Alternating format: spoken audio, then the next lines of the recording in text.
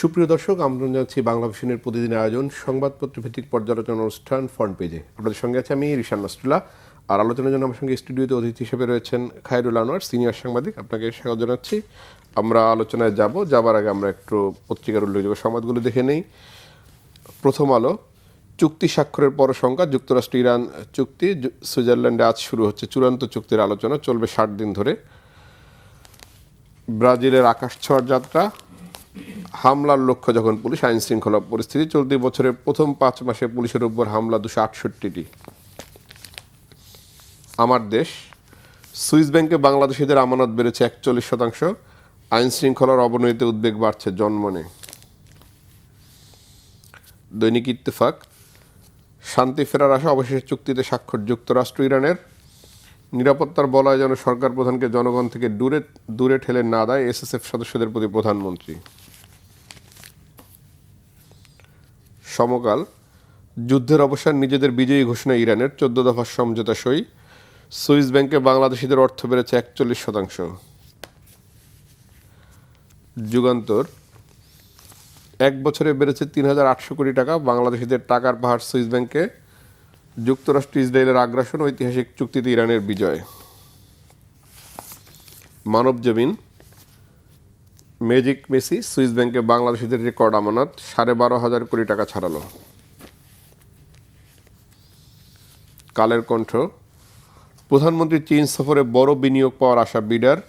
Swiss ব্যাংকে 1 বছরে 41% অর্থ বেড়েছে বাংলাদেশিদের। কালবেলা, আওয়ামী লীগের টার্গেট ডক্টর ইউনূস, তিস্তা প্রকল্পে চীনের অর্থায়ন না নেয়ার চিন্তা সরকারের। বাংলাদেশ প্রতিদিন, ইরান যুক্তরাষ্ট্র সমঝোতা, 14 দফা সমঝোতা স্মারকে স্বাক্ষর করেছে দুই পক্ষ। সুইস ব্যাংকে টাকার পাহাড়, সরকারের পেছনে কার ছায়া। দেশ রূপান্তর, পলাতক 53 বন্দী দুশ্চিন্তার কারণ, নজরদারি অব্যাহত। প্রত্যাশার চাপে ব্রাজিল। নয়া দিগন্ত, সুইস ব্যাংকে বড় উস্ফলন বাংলাদেশি আমানতে, চিকেন নেক ঘিরে ভারতের মহাপরিকল্পনা। সংসদে সরকারি বিরোধী দলের ঋণ খেলাপি নিয়ে বিতর্ক। দৈনিক ইনকিলাব, ঐতিহাসিক শান্তি চুক্তিতে স্বাক্ষর করলেন ট্রাম্প ও পেজেকশিয়ান, মধ্যপ্রাচ্যে শান্তির সুবাতাস। সংসদে ওয়াশিং মেশিন ওভেন চাওয়া নিয়ে পাল্টাপাল্টি বক্তব্য, বিতর্ক না বাড়ানোর আহ্বান স্পিকারের। প্রথমে মালয়েশিয়া, পরে চীন সফরে যাচ্ছেন প্রধানমন্ত্রী। বণিক বার্তা, ভাঙন অব্যবস্থাপনায় বেলাভূমি ও সৌন্দর্য হারাচ্ছে কুয়াকাটা সমুদ্র সৈকত। জ্বালানি তেলের দাম $80 নিচে, সমঝোতা হলেও অনেক প্রশ্ন অমীমাংসিত ইরান যুক্তরাষ্ট্র বৈঠক। Daily Star, tankers cross strait as US Iran sign deal. Shahe Alam saga leaves BNP MPs embraced. Bangladeshis deposit surge 41%। Daily Observer, Trump Egyptian signed deal to end Middle East war. Malaysia first, then China. Prime Minister 2 back-to-back visits. No chairman, commissioner in months. Leaderless ACC files fill up. New Age, Bangladeshi deposits in Swiss banks 41%. CID names Atiur among 64 people entities in draft charge sheet. মোটা থেকে এই ছিল সংবাদপত্রগুলোরই। আমরা যদি একটু আলোচনা যাই, আমরা মধ্যপ্রাচ্যের শান্তি চুক্তিটাই সবাই অগ্রাধিকার দিয়েছে। মধ্যপ্রাচ্যে আপাতত বলা যায় একটি সমাধান হয়েছে। এটি আসলে দীর্ঘমেয়াদে সমাধান হবে কিনা, কারণ দীর্ঘমেয়াদে সমাধান না হলে বিশ্বের বিভিন্ন দেশ তো নানা সংকটে পড়বে, বাংলাদেশ একটি বড় সংকটে পড়তে পারে। আপনি বলছিলেন যে আপাতত, আসলে তাই দেখার বিষয়। আসলে এটা 28শে ফেব্রুয়ারি এই যুদ্ধ শুরু হয়েছিল আর কি, মানে দীর্ঘদিন চললো, প্রায় 4 মাসের কাছাকাছি এই যুদ্ধ চলছে। এবং এই যুদ্ধের ফলে যেটা হয়েছে, ইরান তো ক্ষতিগ্রস্ত হয়েছে বিভিন্নভাবে, এবং সারা পৃথিবীতেই জ্বালানি সংকট হয়েছে। বাংলাদেশও সেটা আর ভুক্তভোগী ছিল। এবং আমরা জানি যে 2 দফা কিন্তু জ্বালানির দাম বাড়ানো হয়েছে, জিনিসপত্রের দাম বেড়েছে। তো এখন এইটা দেখার বিষয়। আর এটা তো চূড়ান্ত চুক্তি না, এটা একটা সমঝোতা স্বাক্ষর হয়েছে। এটা আজকে স্বাক্ষর হওয়ার কথা ছিল, কিন্তু একদিন আগেই হয়েছে ডিজিটাল পদ্ধতিতে। এবং এখন ফ্রান্সে আছেন যুক্তরাষ্ট্রের প্রেসিডেন্ট, উনি সেখান থেকে, এবং ইরানের যে প্রেসিডেন্ট মাসুদ পেজেকশিয়ান, উনি ইরান থেকে, এবং ইংরেজি এবং ফার্সি ভাষায়, 2 ভাষায় চুক্তি স্বাক্ষর হয়েছে। তো 60 দিন সময় পাবে আসলে এই যুদ্ধবিরতি চূড়ান্তভাবে যাতে নিষ্পত্তি হয় সেটার জন্য একটা 60 দিন তারা সময় পাবে।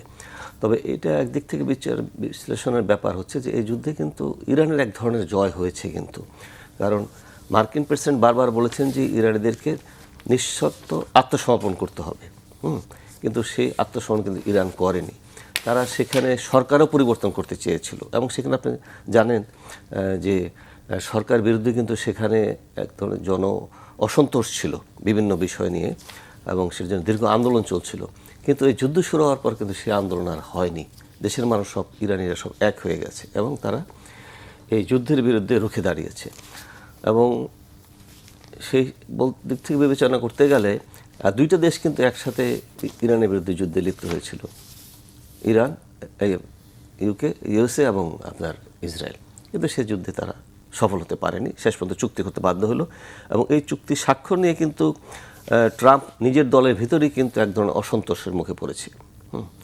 রিপাবলিকানরা ইতিমধ্যে সমালোচনা শুরু করেছে এটা স্বাক্ষর নিয়ে, আবার কেউ কেউ মানে চাচ্ছিল যুদ্ধে অবসান ঘটুক, কারণ আমেরিকান অর্থনীতি যুদ্ধে একটা চাপের মধ্যে পড়েছিল, দ্রব্যমূল্য বৃদ্ধি, সামনে ওদের মধ্যবর্তী নির্বাচন আছে, সব মিলিয়ে অবস্থা। এখন নেতানিয়াহুকে কতটুক মানে আসলে মানে রাশ টেনে ধরতে পারবে সেটাই দেখার বিষয় আর কি। কারণ এই চুক্তিতে আছে যে সব ক্ষেত্রে যুদ্ধ বন্ধ থাকবে, বিরত থাকবে। কিন্তু দেখা গেল গতকালকেও কিন্তু ইসরায়েল লেবাননে হামলা করেছে, লেবাননও কিন্তু যুদ্ধবিরতি আওতায় আসার কথা। এখন সেটা আমাদের দেখার বিষয় যে আসলে কতটুকু স্থায়ী শান্তি। তবে হরমুজ প্রণালী ইতিমধ্যে খুলে দেওয়ার হয়েছে এবং মানে কয়েকটা তেলবাহী জাহাজ, ট্যাঙ্কার ইতিমধ্যে হরমুজ প্রণালী, এটা একটা ভালো খবর আর কি। এই সংকটটি কাটলে হয়তো অনেক সংকটই কেটে যাবে, বিশেষ করে জ্বালানি নির্ভর তো অনেক দেশ, খাদ্যপণ্য সব, এবং সেটার সাথে জ্বালানির সাথে তো অনেক কিছু নির্ভরশীল, পণ্যমূল্য। তারপরে যদি একটু সুইস ব্যাংকের দিকে তাকাই, সুইস ব্যাংকে বাংলাদেশিদের আমানত বাড়ছে, যেটি 12,760 কোটি টাকায় পৌঁছেছে, অর্থাৎ গত 25 সালে আরো 3,800 কোটি টাকা বেড়েছে। টাকা পাচারের সংখ্যা আসলে বাড়ছেই কিনা দিন দিন। হ্যাঁ, এটা একটা মানে বড় খবর। মানে কি, দেশের অর্থনীতি তো রুগ্ন অবস্থায় আছে সব কিছু মিলিয়ে আর কি। তো সেখানে সুইস ব্যাংকে আমানত বাড়ছে। এখন মানে কারা এই টাকা জমা করছে এটার তো কোনো নাম পাওয়া যাবে না, কখনোই সুইস ব্যাংক এর নাম প্রকাশ করে না। কিন্তু ধারণা করা হয় যে এই টাকার কেউ হয়তো ব্যবসা বাণিজ্য যারা বিদেশে করে তারা অনেকে রাখে হয়তো মানে লিগ্যাল পদ্ধতিতে, আবার বড় একটা অংশ ধারণা করা হয় যে পাচার করা অর্থ এখানে আছে আর কি। মানে আমদানি রপ্তানির ক্ষেত্রে যেটা ইনভয়েস, আন্ডার ভয়েস যেটা হয় সেক্ষেত্রে পাচার করা। তবে তাৎপর্যপূর্ণ বিষয় হলো যে 25 সালটা কিন্তু সরকার ছিল, ইউনূস অন্তর্বর্তী সরকার ছিলেন, সেই সরকারের সময়টা বেড়েছে। এখন কারা কিভাবে টাকা সেখানে পাচার করেছে, কীভাবে জমা হলো সেটা একটা দেখা বিষয়। কিন্তু আমরা কিন্তু সে নামগুলো জানতে পারবো না আর কি। আমরা ধারণা করতে পারবো যে কারা এই টাকাগুলো পাচার করেছে। যেমন ব্যাংক খালি করে তো ওই সময় যারা জানি এস আলম ব্যাপক পরিমাণ টাকা বিদেশে পাচার করে নিয়ে গেছে, ইসলামী ব্যাংক সহ 5টা ব্যাংক আরও নিয়ে গেছে। সেই ব্যাংক টাকারও হয়তো একটা অংশ এখানে থাকতে পারে, অন্যান্য ব্যবসায়ীরা থাকতে পারে। এবং আরও অনেকের নাম তো আসছে বিভিন্নভাবে, সুইস ব্যাংক না শুধু। আপনি ধরেন এই যে জাভেদ ছিলেন, মন্ত্রী ছিলেন, ভূমিমন্ত্রী, তার তো লন্ডনে অনেকগুলো বাড়ির সন্ধান পাওয়া গেছে, অর্থের সন্ধান পাওয়া গেছে। তো এইভাবে বিদেশে দেশের ব্যাংক খালি হয়ে যাচ্ছে, বিদেশে মুদ্রা পাচার হয়ে যাচ্ছে, কিন্তু কার্যকর কোনো কিছু কিন্তু আজ পর্যন্ত সেখানে হয়নি। আমরা দুটি জিনিস, আরেকটা জিনিস আপনি রিসেন্ট খেয়াল করেছেন যে কালকে যে চার্জশিট দিয়েছে বাংলাদেশ ব্যাংকের যে রিজার্ভ চুরির বিষয়টা, আতিউর রহমান চারজন, অনেক সময় নিল কিন্তু চার্জশিটটা দিতে। এটাও তো একটা বড় ধরনের আর্থিক কেলেঙ্কারি ছিল আর কি। তো আর্থিক কেলেঙ্কারিতে কিন্তু আমরা বিভিন্নভাবে বিগত সরকার আমলে কিন্তু জড়িয়ে গেছে বাংলাদেশ। আমরা যদি একটু তাকাই যে এর আগে অন্তর্বর্তী সরকারের উপদেষ্টাদের নিয়েও বিভিন্ন সমালোচনা ছিল যে তারা অনেক টাকার মালিক হয়েছেন, রাজনৈতিক দলগুলো থেকে অভিযুক্ত হয়েছে এবং অভিযোগ করা হয়েছিল। একই সঙ্গে আমরা যদি এই সরকারের শুরুতেও একজন প্রতিমন্ত্রীর নামে অভিযোগ এসেছে পত্রপত্রিকা গণমাধ্যমে যে রপ্তানির আড়ালে তিনিও টাকা পাচার করছেন। এই সমস্ত অভিযোগ উঠছে আর কি, বিভিন্ন রকম অভিযোগ। কারণ অভিযোগের তো এটা প্রমাণ হবে, তো বিষয়টা হচ্ছে যে অভিযোগ কারা প্রমাণ করবে, সেটা তো দুর্নীতি দমন কমিশন। কিন্তু আমরা তো দেখছি দুর্নীতি দমন কমিশন কিন্তু মানে নেতৃত্ব শূন্য, চেয়ারম্যান এবং 2জন কমিশনার নিয়োগ কিন্তু অনেক দিন হয়ে গেছে, এটা নিয়োগ হচ্ছে না। কিন্তু এখন রুটিন ওয়ার্ক তারা করছে। দুর্নীতি কমিশনকে যদি শক্তিশালী না করা হয়, এই যে অভিযোগগুলো উঠতেছে সেটা অভিযোগ হিসেবে থেকে যাচ্ছে কিন্তু, এবং সে অভিযোগ প্রমাণও হচ্ছে না, এবং তার সাজাও আমরা দেখছি না কিন্তু। তবে এইগুলো হওয়া উচিত সাজাগুলো, কারণ যারা দেশের এই অর্থ যারা পাচার করে, দুর্নীতি করে, তো এই সরকারের তো একটা বড় ধরনের কমিটমেন্ট ছিল দুর্নীতির বিরুদ্ধে তারা মানে সোচ্চার থাকবে এবং ব্যবস্থা নেবে। তো সেটার কার্যকর পদক্ষেপ আমরা দেখতে চাই। 3.5 মাস তো হয়ে গেল, তো সেই ধরনের কোনো কিছু কিন্তু আমরা এখন পর্যন্ত দেখতেছি না। যেমন বিশেষ করে এটা খুব হতাশাজনক ব্যাপার কিন্তু, এবং এই বিষয়টা নিয়ে কিন্তু টিআইবির নির্বাহী প্রধান উনি কিন্তু প্রধানমন্ত্রীর সাথে স্বাক্ষর করেছিলেন এবং এই বিষয়ে দৃষ্টি আকর্ষণ করেছিলেন, কিন্তু আমরা দেখি যে না, এখন পর্যন্ত সেটা পুনর্গঠন হয়নি, নিয়োগ হয়নি সেখানে। তো না হলে স্থবির অবস্থা বিরাজ করতেছে এবং দুর্নীতি যা হওয়ার এবং অনেকে আশকারা পাচ্ছে, তার দুর্নীতিবাজরা দুর্নীতি করে যাচ্ছে, ব্যাংকিং সেক্টরে হচ্ছে, অন্যান্য সেক্টরে হচ্ছে। এখন এটার মানে শেষ কোথায় সেটা আমরা বলতে পারছি না। এই আলোচনাটা করলে তো সরকারের সমালোচনা করতে হয়, যেহেতু সংস্কারের বিষয়টি ছিল এখানে, দুর্নীতি দমন কমিশন এবং বিচার বিভাগের স্বাধীনতা কেন্দ্রিক যে সংস্কার, সেটি তো আসলে সরকার সংসদে গ্রহণ করেনি, এবং এখন দেখা যায় যে এটি আরও বেশি ধীরে কাজ চলছে। সেটিও সরকারের জন্য একটি বড় সমালোচনার জায়গা কিনা? সমালোচনা অবশ্যই সমালোচনার জায়গা, যেমন বিচার বিভাগ এবং দুর্নীতি দমন কমিশন সহ আর কয়েকটি পুলিশ সংস্কার, এগুলো বিষয়ে কিছু মানুষের প্রত্যাশা ছিল এবং সরকারেরও কিন্তু অঙ্গীকার ছিল, কিন্তু প্রশ্ন উঠেছে যে সরকার কি সে অঙ্গীকার থেকে সরে যাচ্ছে কিনা, এবং এই প্রশ্নটা কিন্তু খুবই সঙ্গত, কারণ স্বাধীন বিচার বিভাগের যে ইয়েটা সেটা কিন্তু সরকার স্থগিত করে রেখেছে, সেটার ব্যাপারে কোনো আমরা কার্যকর কোনো পদক্ষেপ দেখছি না। দুদকের বিষয়টা তো বললাম যে এখন পর্যন্ত দেখছি না। সরকার কিন্তু সে নজির স্থাপন করতে হবে, কিন্তু সেই ধরনের নজির কিন্তু আমরা দেখছি না। সব কিছু মিলে কেমন একটা স্থবির অবস্থা চলছে আর কি, এবং গতানুগতিকভাবে চলছে। এই 3.5 মাসে তো কিছু ব্যতিক্রমী আমাদের দেখা দরকার ছিল। মানুষ প্রত্যাশা করেছিল, জনগণ, যে 3.5 মাসে কিছু দেখবে। শুধু ফ্যামিলি কার্ড, কৃষক কার্ড দিয়ে তো সামগ্রিকভাবে তো সেটা হবে। এবং আমরা যদি দেখি যে নানান প্রতিষ্ঠানে নিয়োগ হচ্ছে, কিন্তু যেই প্রতিষ্ঠানের আসলে মানে এই পরিস্থিতিটা ঠিক করবে, যদি আমরা এই দুদক সহ আরও বেশ কয়েকটি প্রতিষ্ঠান আছে, সরকারি কমিশনগুলো রয়েছে, সেখানে কিন্তু নিয়োগ হয় না, কিন্তু স্থানীয় সরকার মানে লাভজনক প্রতিষ্ঠান সবগুলোতে এই রাজনৈতিক দলগুলো কিন্তু সবগুলো খুব দ্রুত নিয়োগ হচ্ছে। যেমন মাঝখানে আপনি দেখেছেন যে বিভিন্ন ওই যে আপনার চট্টগ্রাম যে অথরিটি, বরিশাল, সবগুলোতে, এবং সেখানে দলীয় লোকজনকে দেওয়া হয়েছে। ভিন্ন কোনো লক্ষণকে আমরা দেখি না যে দলীয় যেহেতু রাজনৈতিক সরকার তারা দলীয়, কিন্তু সেখানে 7টা-8টার ভিতরে সবই যে দলীয় লোক দেয়, তো ভিন্ন কিছু তো হলো না, একই রকম হলো। তো দলের বাইরে তো অনেক যোগ্য ব্যক্তি আছেন, সৎ ব্যক্তি আছেন, দক্ষ ব্যক্তি আছেন, তাদের যদি কয়েকজনকে নিয়োগ দেওয়া হতো তাহলে আমরা সেটা দেখতে পারতাম। আবার অনেক ক্ষেত্রে নিয়োগ দেখা গেল যে সকালে নিয়োগ দিচ্ছে, বিকালে সেটা প্রত্যাহার করা হচ্ছে। এরকম অস্থিরতা এক ধরনের দেখা যাচ্ছে, কিন্তু এই অস্থিরতা 3.5 মাস পর তো আর মানে কাঙ্ক্ষিত না। মানে একটা ভালো সিদ্ধান্ত হবে, সেভাবে সরকার পরিচালিত হবে, সরকার সামনে অগ্রসর হবে এবং কিছু দৃষ্টান্ত স্থাপন করবে, যেটা বিচার বিভাগ নিয়ে আমরা বললাম। দুদকের বিষয়টা খুবই হতাশাজনক, এবং এটা দেখে তো মানুষ ইসলামী ব্যাংকের নিয়োগ নিয়েও বেশ সমালোচনা। দেখেন আপনি ইসলামী ব্যাংকে নিয়োগ দেওয়া হলো, 5,000-6,000 কোটি টাকা চলে গেল 1-2 দিনে চলে গেল, এবং সেখানে কিন্তু এই কথা উঠছে সেই তো নথ খাসালি, তবে এখানে লোক খাসালি। চেয়ারম্যান নিয়োগ দিলেন, ভোট দিলেন, সেই পর্ষদ আবার ভেঙে দিলেন। তো নিয়োগ দেওয়ার আগে তো সেই বিবেচনাটা করা উচিত ছিল, যেমন একটা গ্রহণযোগ্যভাবে দেওয়া হবে, যেটা নিয়ে কোনো কথা উঠবে না, সমালোচনা হবে না, এবং সেটা আমাদের সিদ্ধান্ত পরিবর্তন করতে হবে না। তো এইভাবে যদি সিদ্ধান্ত দিয়ে সেটা পরিবর্তন করতে হয়, সেটা একটা ক্ষেত্রে না, কিন্তু প্রশাসন আপনি দেখবেন যে ডিসি, এসপি এরকম ইয়ার ক্ষেত্রে দেখা যাচ্ছে যে দেওয়া হচ্ছে নিয়োগ, পরে আবার প্রত্যাহার করা হচ্ছে। 2 দিন 3 দিনের ভিতরে 2 দফা পরিবর্তন ঘটনা কিন্তু ঘটছে, পত্রিকায় নিউজ হচ্ছে নিয়মিতভাবে।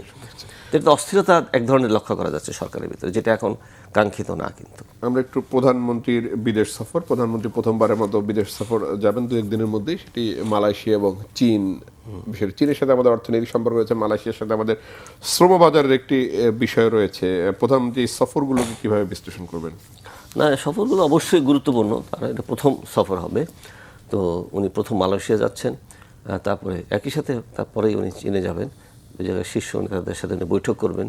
তো মালয়েশিয়ার ক্ষেত্রে যেটা হচ্ছে, সবার চোখ বিশেষ করে শ্রমবাজারের দিকে, কারণ আমাদের দেশে তো আসলে বেকারের সংখ্যা, কর্মসংস্থান মানে খুব সংকটজনক অবস্থায় চলছে, এবং সব সেক্টর থেকে বলা হচ্ছে যে কর্মসংস্থানের সুযোগ খুব সীমিত আর কি।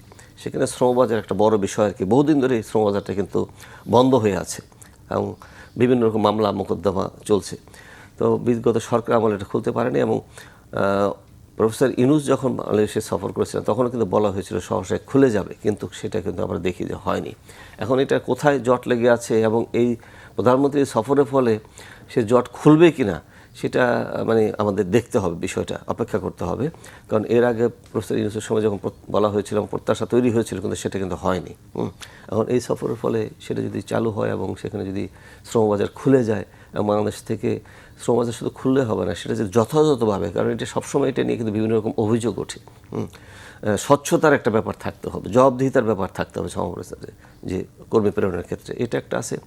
আর চীন তো একটা বড় বিনিয়োগ, বাংলাদেশের বিভিন্ন ক্ষেত্রে তাদের বিনিয়োগ আছে এবং চীনে খুব তৎপর বাংলাদেশের সাথে নতুন করে সম্পর্ক বিগত সরকার আমলে। চীন তো আসলে একটা তাদের ব্যবসায়ের বিষয়টাকে, বাণিজ্যের বিষয়টাকে বড় করে তারা দেখে আর কি, বন্ধুত্বের বিষয় থেকে যেটা বলা যায় আর কি। তো নতুন সরকারের সাথে তারা সেই সম্পর্ককে গাঢ় করার জন্য বিভিন্ন ধরনের প্রস্তাব তাদের দিক থেকে আছে। তো সেখানে যাওয়ার পরে কোন কোন ক্ষেত্রে হবে, যেমন তিস্তার ব্যাপারে তাদের দিক থেকে একটা প্রকল্প ছিল, অন্যান্য প্রকল্প তাদের অর্থায়ন করার কথা আছে। তো এটা দুইটা সফরকে আমাদের মনে হয় খুব গুরুত্বপূর্ণ এবং সেটার আউটকাম কি আসে সেটা আসলে দেখতে হবে। আমি এখানে একটি প্রশ্ন করছি, যেটি হলো যে চীনের সাথে সম্পর্ক উন্নয়নের যদি অগ্রগতি হয়, ভারতের সাথে আমাদের এখন যে সম্পর্ক, সেই জায়গায় এক ধরনের টানাপোড়েন তৈরি হবে কিনা ভূ রাজনীতিতে? ভূ রাজনীতি এটাও একটা আসলে কিন্তু এখনই বলা যাবে না, কিন্তু আপনি যে প্রশ্নটা করেছেন এই প্রশ্ন কিন্তু আসলে খুবই সঙ্গত প্রশ্ন।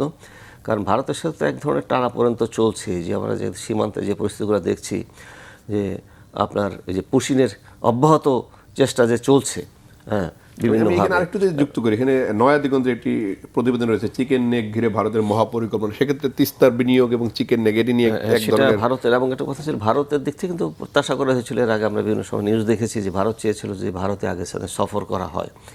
তো চীনের দিক থেকে সেটা ছিল, কিন্তু প্রধানমন্ত্রী এই ক্ষেত্রে একটা মানে অবস্থান নিয়েছেন যে উনি দুই দেশের কোথাও প্রথম সফর না করে মালয়েশিয়াকে বেছে নিয়েছেন, তারপরে একই সাথে চীন নিয়েছেন। এবং আসলে ভারত এই সফরকে কীভাবে দেখে, চীন সফরটাকে, সেটা একটা দেখার বিষয়। কারণ সম্পর্কটা তো ধরেন একটা মাঝখানে শুধু পুশিনের ঘটনা না, এবং বিজিবি বিএসএফ যে বৈঠক যখন চলছিল দিল্লিতে, তখনও কিন্তু এই পুশিনের চেষ্টা হয়েছে এবং আপনার বর্ডার কিলিংও কিন্তু একটা হয়েছে সেই সময়, এই সময়ের ভিতরে আর কি। এবং একদিকে বৈঠক হয়, আরেকদিকে এই সীমান্ত হত্যা হয়।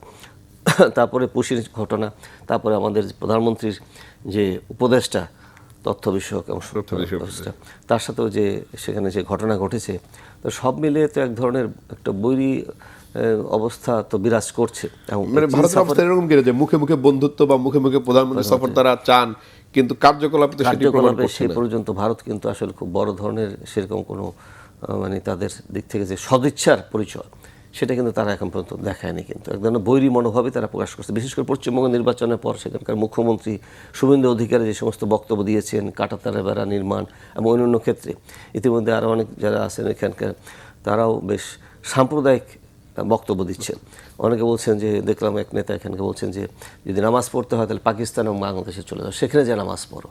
এগুলো তো খুবই সাম্প্রদায়িক এবং উস্কানিমূলক কথাবার্তা। এর ফলে তো সম্পর্ক ভালো হওয়া তো খুব কঠিন বিষয় আর কি। তো আমরা চাই পরিস্থিতি ভালো হোক, স্বাভাবিক হোক, বন্ধুত্বপূর্ণ সম্পর্ক ভারতের সাথে এক ধরনের সম্পর্ক থাকবে, চীনের সাথেও থাকবে, ভারসাম্যমূলক মর্যাদার ভিত্তিতে সম্পর্ক হতে হবে। আসলে বাংলাদেশের স্বাধীন সার্বভৌম একটি দেশ, সে দেশ মর্যাদার ভিত্তিতে এবং তার অবস্থান থেকে সম্পর্ক নির্ধারিত হবে আর কি। আমরা যদি আইন শৃঙ্খলা পরিস্থিতির দিকে যাই, আইন শৃঙ্খলা পরিস্থিতি 5ই আগস্টের পরে এখন পর্যন্ত খুব বেশি উন্নত হয়নি। আমরা যদি আইন ও সালিশ কেন্দ্রের প্রতিবেদনে বলছে যে প্রতিদিনই ছিনতাই বাড়ছে, এবং এই সঙ্গে তারা বলছে যে রাজনৈতিক অন্তঃকোন্দলে পর্যন্ত প্রায় 125 জনের বেশি মারা গেছে।